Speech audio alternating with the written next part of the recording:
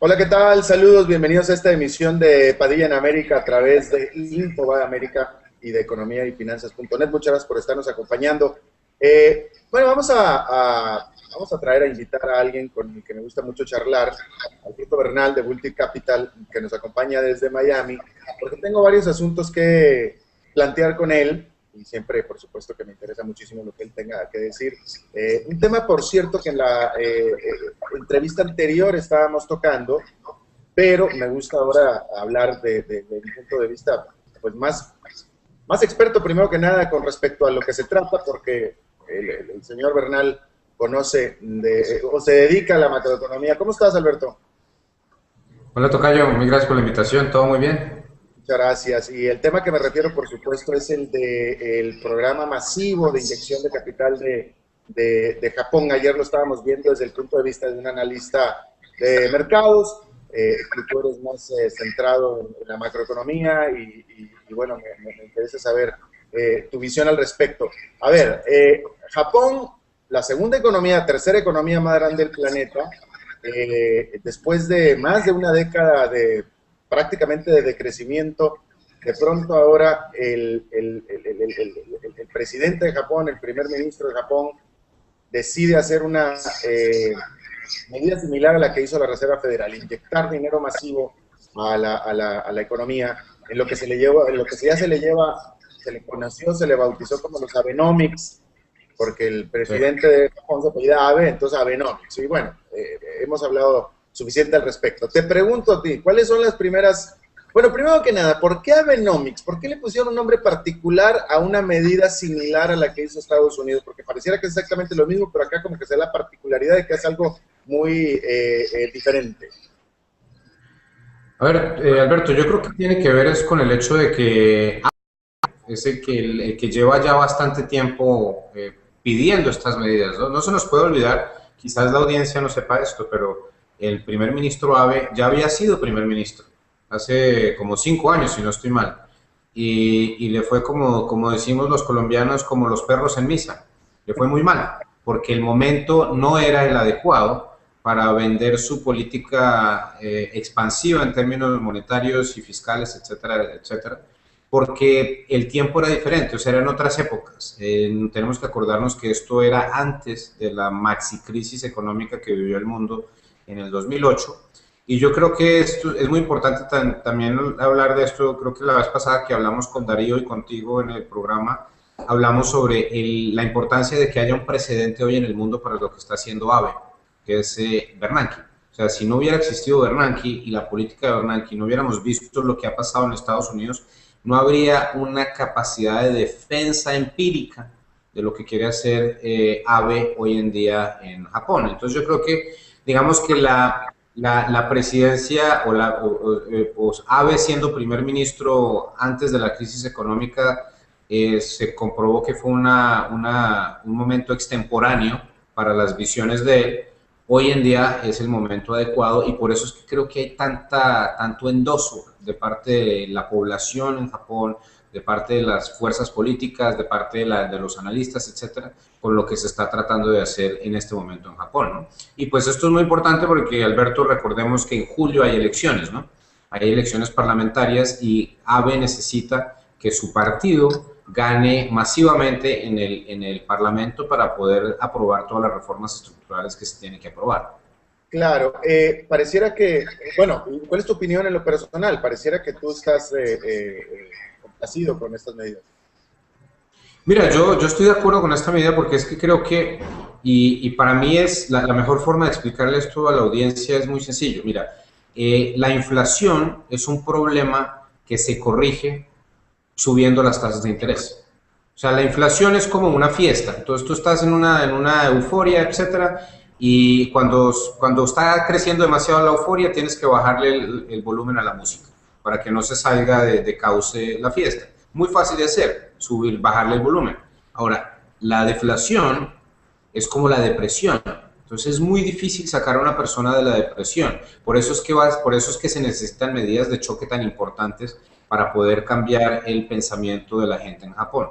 Tenemos que lograr, digamos, las autoridades de Japón tienen que lograr que en una conversación de por la noche entre la familia, que está el padre y la esposa y los hijos, en vez de hablar sobre cuánto tiempo nos vamos a demorar más para cambiar el coche, o para cambiar la casa, o para comprar la nueva lavadora, que sigamos 6 meses, 9 meses, etcétera. ¿Por qué? Porque la expectativa es que baje el precio de ese activo.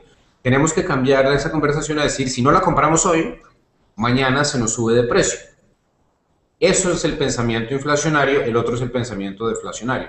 Pero el pensamiento deflacionario, Alberto, es muy difícil de contrarrestar porque tú siempre sabes que un mes o 2 meses después el activo va a valer menos. Entonces, tu incentivo como consumidor es demorar la compra. Y si todo el mundo hace lo mismo, pues nadie compra.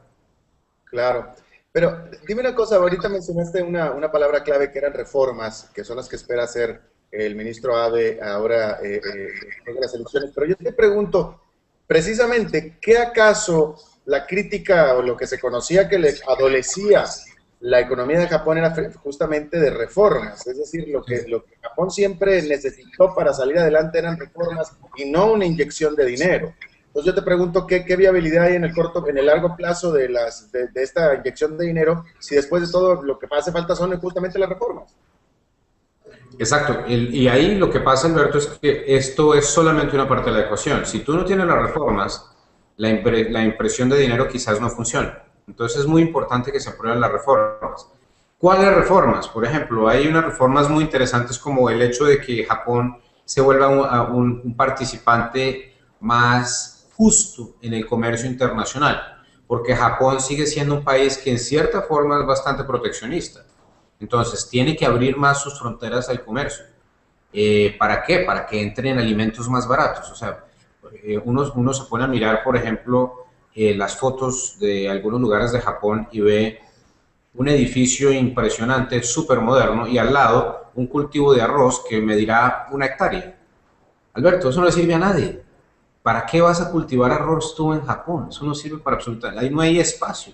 Deja de cultivar arroz en Japón, cómpralo en Vietnam o cómpralo en Colombia o en Ecuador, donde sea, y tú dedícate a hacer lo que sabes hacer, que es infraestructura, que es finanzas, tecnología, etcétera, etcétera. Y ahí puedes optimizar tu economía. Entonces son de esas conversaciones que se están viendo en este momento en Japón con la apertura de la economía y que implicará obviamente la quiebra de sectores que son vulnerables, como por ejemplo sembrar arroz en Japón.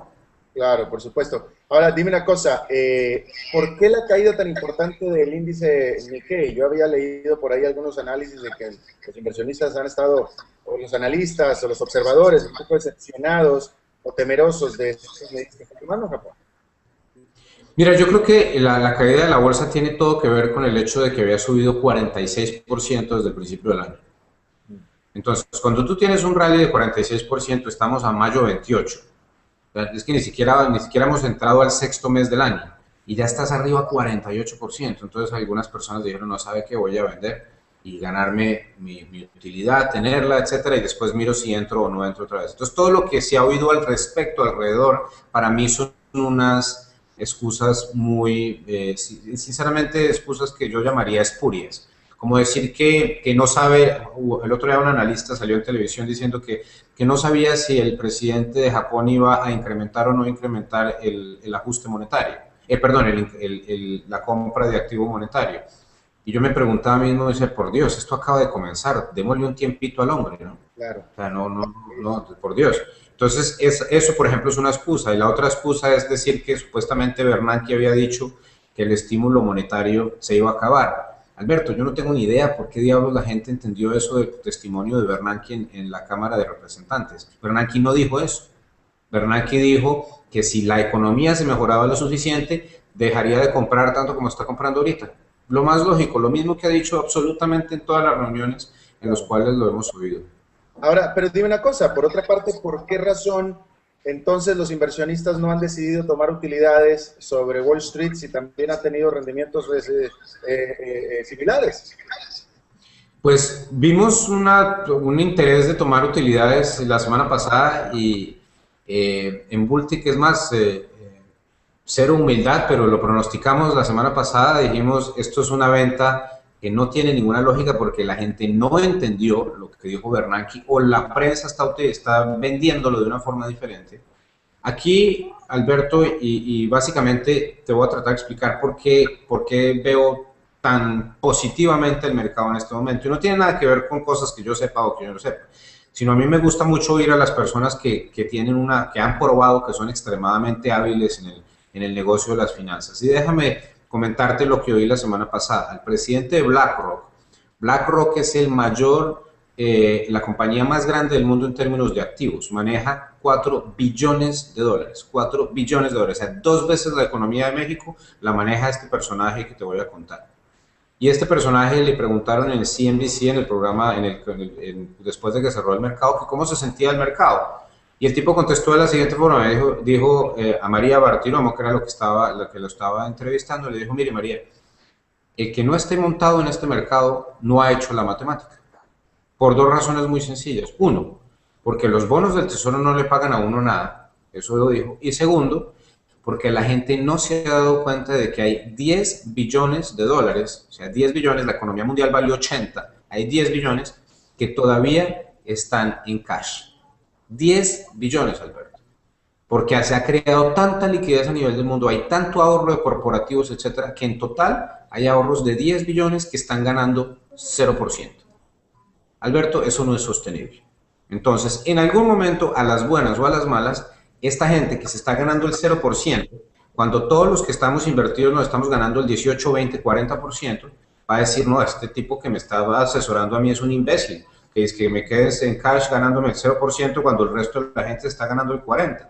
Entonces, ahí ese dinero todavía falta por entrar, no lo hemos visto, Alberto, y por eso los mercados siguen subiendo. Y de hecho, déjame, te voy a decir una cosa, que yo nunca había visto, Alberto, tú eres muy joven, así es que no te incluyo en esto, pero yo nunca había visto una subida de este tamaño, de esta envergadura en Wall Street, y que tuviera el apoyo y el consenso absolutamente de todos. Hasta Nuriel Rubini dice que esto va a seguir subiendo. Exactamente. Eso es una... Me quito el sombrero para la gente que todavía sigue negativa en el mercado, Alberto, pero como te digo, yo, y no lo digo a veces a mí me dicen que soy demasiado optimista por naturaleza, y sinceramente, Alberto, no creo que tenga nada que ver por eso, sino es, otra vez, repito lo que dijo el señor de BlackRock, para mí uno de los genios económicos más grandes, 10 billones de dólares en cash, Alberto, algo va a tener que hacer ese dinero. Bueno, pero ahora, la subida está muy linda y sí, perfecto, todo esto va a subir y no hay de dónde más meter el dinero y todo el mundo va a ir para allá, así es que perfectamente los pronósticos es que es el consenso, que va a seguir subiendo esto. La gran pregunta es, ¿cómo va a ser el final? Va a ser, o sea, ¿este avión qué? ¿Va a aterrizar? ¿Se va a estrellar? ¿Va a chocar contra un risco? ¿Qué va a pasar? Pues mira, Alberto, yo hasta hace 3 meses pensaba que de golpe aquí íbamos a tener un final de esta historia una vez la Reserva Federal se retirara de la historia. Y ¿sabes qué? He estado cambiando mi forma de ver al respecto por una razón muy sencilla y he estado haciendo bastantes ejercicios al respecto. El Dow Jones o el S&P, y eso lo puede hacer cualquier persona, te puedes ir a internet y mirar una gráfica del Dow Jones desde 1928 y si te puedes conseguir los números, haz los cálculos de cuánto se gana el Dow Jones cada década o el Standard & Poor's. Normalmente se gana el 10% anualizado, 10% cada año en una década. Hay un año que sube, otro año sube 20, el otro año baja 20, etcétera, pero en promedio sube 20% y es el 10% anual. ¿Qué pasó entre el 2000 y el 2010? En los mercados perdieron 20% en los 10 años, cuando en los 10 años anteriores se habían ganado el 320%. Entonces es cierto, había una sobreutilidad, se disminuyó a 0, pero yo estoy comenzando a convencerme, Alberto, por lo que estoy viendo y por la forma como está reaccionando la economía de los mercados, que la década del 2010 al 2020 va a ser una década espectacular para los mercados. O sea, a lo que estoy diciendo es que en el Baltic ahora vemos el Standard & Poor's a 1775 a final del 2013 y lo vemos a 2000 a final del 2014. Todavía no hemos hecho las expectativas del 2015, pero creo que vamos a llegar a un número de por ahí 2.200 en el Standard & Poor's a final del 2015. O sea, todos los años subiendo, subiendo, subiendo, subiendo, recuperando la década perdida de la vez pasada. A menos, obviamente, de que haya un asteroide, una guerra nuclear, o sea, cualquiera de esas cosas que matan el mundo y pues nada que hacer. O sea, otras torres gemelas, alguna cosa así bien agresiva, que son los famosos cisnes negros que no puedes predecir. Pero basado en fundamentales, estamos muy positivos. Interesante. Y de nuevo, reiterando que es consenso. Eso no deja de ponerme nervioso a mí, pero yo soy zorro viejo, conservador, pero sí notar que hay consenso en lo que tú estás diciendo. Sí. Bueno, pues Alberto Bernal de Bulti Capital, teníamos más temas en la mesa, pero la verdad es que ya nos fuimos hablando con este otro tema muy interesante y se nos acabó el tiempo. Te agradezco muchísimo tu buena disposición a hacerla con nosotros, mi querido Alberto. A ti, Alberto, mil gracias por la invitación y hasta la próxima. Muchas gracias. Próxima. Y bueno, muchas gracias a ustedes por habernos acompañado y gracias por seguirnos y participar e interactuar con nosotros a través de nuestra página de Facebook de Padilla en América. Facebook Padilla en América, que la tiene usted en su pantalla. Los invito a que sigan interactuando con nosotros, mandándonos sus comentarios, preguntas, sugerencias, quejas, etcétera. Facebook Padilla en América. Muchas gracias por habernos acompañado entonces. Nos vemos en la próxima. Que la pasen muy bien.